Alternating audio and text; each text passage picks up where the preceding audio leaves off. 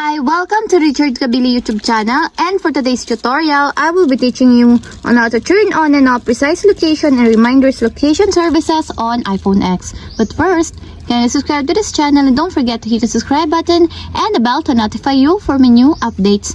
And let's start. Using your iPhone X from your home screen, first, go to Settings. Then in the Settings, scroll down and click the Screen Time.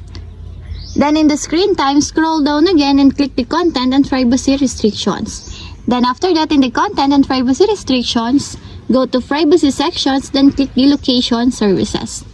Then in the location services, scroll down and click the reminders. Then in the reminders, find the precise location, and as you will see, there's a switch button on the right side of it. Then all you have to do is just click it to enable until it becomes green.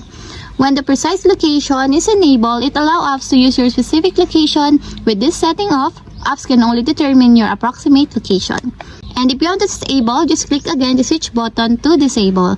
And that's it. We have successfully turned on and off precise location and reminders location services on iPhone X. If you have a question, kindly comment down below, and don't forget to hit the subscribe button and the bell to notify you for the new updates. And thank you for watching.